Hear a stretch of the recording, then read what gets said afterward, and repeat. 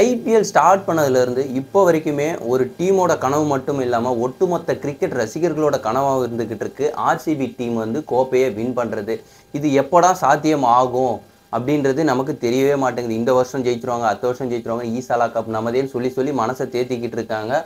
But இவங்க இந்த வருஷம் வின் பண்ணுவாங்க அப்படின்னு வந்து நம்ம நினச்சிக்கிட்டு இருக்கோம். டீம் ஆர்டர், பேட்டிங் எல்லாமே நல்லா இருக்குது. பட் இருந்த போதிலும் அவங்க ஏன் சொதப்புறாங்க, அவங்க தோல்விக்கு காரணம் என்ன அப்படின்றத நம்ம இந்த வீடியோவில் வந்து பார்க்கலாம். வாங்க வீடியோக்குள்ளே போகலாம்.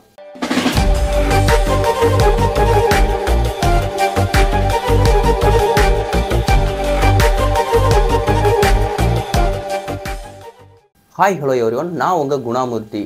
ஆர்சிபி வந்து ஒரு டாமினேட்டான டீம். எப்போன்னா ஒரு கிறிஸ் கெயில் இருக்கட்டும், ஏபி டிவிலியர்ஸ், டேல் ஸ்டெய்னி எல்லாருமே இருந்தாங்க. மிச்சல் ஸ்டார்க் அப்போது இருக்கும்போதில் டேனியல் வெட்டோரி இவங்க எல்லாருமே இருக்கும்போதே வந்து ஆர்சிபி டீம் வந்து கோப்பையை வந்து வின் பண்ணதே கிடையாது. இது வரைக்குமே வின் பண்ணவும் இல்லை. இதுக்கப்புறம் வந்து எப்போ வின் பண்ண போகிறாங்க அப்படின்றதும் தெரியல. இப்போது 2024 அவங்க ஸ்குவாட் எப்படி இருக்குது அப்படின்னு பார்த்தோன்னா நல்லாவே தான் இருக்குது. பட் ஆனால் சில தவறுகளை வந்து அவங்க பண்ணியிருக்காங்க. என்னன்னா, யுவேந்திர சஹல் அவங்கள்ட்ட ஒரு அருமையான பவுலர்.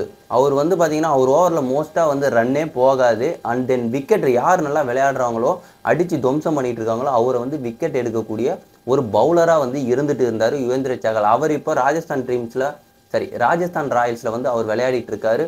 மோஸ்ட் ஆஃப் த அவர் ஓவர்ஸில் ரன்னே வந்து போகாது. அவரை வந்து வெளியே விட்டது ஒரு தப்பான விஷயம். அண்ட் தென் அதுக்கப்புறம் இந்த ஐபிஎல்ல வந்து ஓப்பனிங் யார் இறங்கினா, ஒன்று விராட் கோலி அடிக்கிறாரு, இல்லை Faf to Blessy first match மட்டும்தான் ஒரு 33 ரன்ஸோ 40 ரன்ஸோ அடித்தார். அதுக்கப்புறம் ஃபுல் அண்ட் ஃபுல்லி விராட் கோலிக்கு நம்பி விராட் கோலி ஒரு ஆள் தான் அந்த டீமை வந்து தாங்கிக்கிட்டு இருக்காரு. சும தாங்கி மாரி ஆர்சிபி அப்படின்னா விராட் கோலி அப்படின்னு தான்.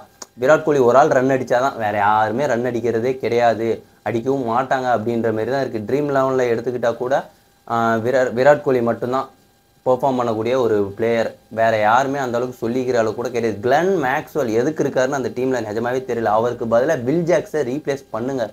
தயவு செஞ்சு வந்து டீமை கொஞ்சம் மாற்றி போடுறதுக்கு நிறைய பேருக்கு வந்து ஒரு ஆப்பர்ச்சுனிட்டி கொடுத்தா தான் வந்து தெரியும் என்ன நடக்குது, நம்ம எதில் கோட்டை விடுறோம் அப்படின்றது சுத்தமாக வந்து அவங்களுக்கு தெரியுதா இல்லை தெரியலையா.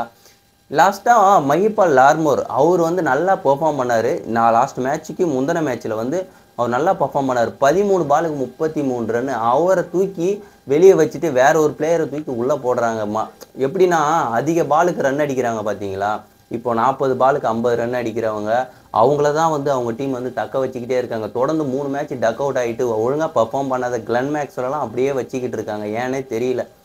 மட்டும் இல்லாமல் இந்த பவுலிங்ஸில் கொஞ்சம் சேஞ்சஸ் இருந்தால் நல்லாயிருக்கும். வேறு யாரையாவது கொண்டு வரலாம். அப்படி இருக்கிற பவுலர்ஸையே வந்து மாற்றி கொடுக்கலாம். சரி, இந்த பவுலருக்கு கொடுத்து பார்ப்போம், இப்படி போட்டு பார்ப்போம் அப்படின்ற மாதிரி கொஞ்சம் சேஞ்சஸ் பண்ணலாம். இந்த பேட்டிங் ஆர்டரை சேஞ்ச் பண்ணலாம். கேமரோன் கிரீன் அவர்களெல்லாம் வந்து ஒரு 3rd டவுன் இல்லை 4th டவுன் கொஞ்சம் பின்னாடியே தள்ளி இறக்கலாம். அந்த கேமரோன் கிரீன் வந்து வேலைக்கே ஆக மாட்டார். அப்படின்றதுனால தான் அவங்க மும்பை இந்தியன்ஸ் வந்து இந்த டீமுக்கு வந்து ஐபிஎல் ஏலத்துலேருந்து வெளியே விட்டாங்க. யாராவது எடுத்துக்கங்கப்பா, எங்களை ஆள விடுங்க சொல்லிட்டு கிடைச்சாம்பாரு பெரிய பிளேயரு அப்படின்னு சொல்லிட்டு ஆர்சிபி தூக்கினாங்க. பட் ஆனால் அந்தளவுக்குலாம் ஒன்றுமே கிடையாது. ஃபாஃப் டு பிளெஸி கூட சிஎஸ்கே டீமில் இருந்த வரைக்கும் நல்லா விளையாடிட்டு இருந்தார். ஆர்சிபி டீமுக்குள்ளே வந்ததுக்கப்புறம் அவரோட பெர்ஃபார்மன்ஸ் எல்லாமே மங்கி போச்சு அப்படின்னு தான் சொல்லணும். ஏன்னா ஒரு பக்கம் வந்து அங்கே வந்து பேட்ஸ்மேனாக இருந்தார். இப்போது இங்கே வந்ததுக்கப்புறம் கேப்டன்சி அண்ட் தென் பேட்ஸ்மேன்றதுனால கொஞ்சம் ஸ்ட்ரகிள் இருந்துக்கிட்டே இருக்குது. இதே மாதிரி தான் இப்போது ருத்ராஜ் கெய்க்வாடுக்கும் நடக்குது. என்னென்னா, அவர் வந்து கேப்டனி இல்லாதப்போ வந்து அவரோட பேட்டிங் பர்ஃபார்மன்ஸ் எல்லாம் சூப்பராகவே இருந்துட்டு இருந்தது. பட் ஆனால் இந்த வருஷம் அவர் கேப்டன்சியோட இருக்கிறதுனால அவரோட பேட்டிங் வந்து கொஞ்சம் மந்தமாகவே தான் இருக்குது. இது வரைக்கும் ஒரு 50 அடிக்கல, 40 ரன்ஸ் அடிக்கவே கிடையாது. கொஞ்சம் ஸ்ட்ரகிள் பண்ணிக்கிட்டு தான் இருக்கார். அதே போல் தான் வந்து ஃபாஃப் டு பிளெஸியும் இப்போ பண்ணிக்கிட்டு இருக்காரு. அதுக்கப்புறம் ரஜத் பட்டிதார் அவங்களாம் டேவிட் படிக்கலாம் நல்லா தான் விளையாடிட்டு இருந்தார். ஏன் இவரை தூக்கி வெளியே விட்டாங்க அப்படின்றது தெரியல. இவங்க எதில் கோட்டை விடுறாங்க அப்படின்னா, ஒரு மிகப்பெரிய பிளேயரெல்லாம் வந்து மற்ற டீம்லேருந்து எடுக்கிறாங்க. ஏன் வந்து விஜய் ஹசாரே டிராஃபி அதிலலாம் வந்து விளையாடுற பிளேயர்ஸ் நிறைய பேர் இருக்காங்க. அதில் இருக்க பிளேயர்ஸு புது பவுலர்ஸை நீங்கள் இதில் கொண்டு வந்தால் அவங்களுக்கு ஆப்போனன்ட் டீம்ஸ்க்கு கொஞ்சம் இதுவாக இருக்கும். ஏன் அப்படின்னா, இப்போ சிஎஸ்கேல எடுத்திருக்காங்க சமீர் ரிஸ்வி, அவரோட பேட்டிங் சூப்பராக இருக்குது. அதே போல் வந்து இப்போ கிங்ஸ் 11 பஞ்சாபில் சஷாங்க் சிங்னு ஒரு தப்பாக ஏலத்தில் எடுத்துட்டோம் அப்படின்ற ஒரு வீரர் எடுத்தாங்க. அவரை வந்து மேட்ச் வின் பண்ணி கொடுத்தாரு. நீங்கள் ஃபாரின் பிளேயர்ஸை தான் நம்பிக்கிட்டு இருக்காங்க இந்த ஆர்சிபி வந்து இப்போ கிளென் மேக்ஸ்வெல் அடிப்பார்னு எல்லா மேட்ச் எதிர்பார்க்குறாங்க. பட் வில் ஜாக்ஸ் வந்து செம்மையான பர்ஃபார்மன்ஸான ஒரு பேட்ஸ்மேன். சவுத் ஆஃப்ரிக்கா T20 லீக்கேஜில் வந்து அந்த அளவுக்கு ரன் பர்ஃபார்மர் அண்ட் விக்கெட் எடுக்கக்கூடிய ஆல்ரவுண்டர். இவரை வந்து ஏன் எடுக்காமல் இருக்காங்க அப்படின்னு தெரியவே இல்லை.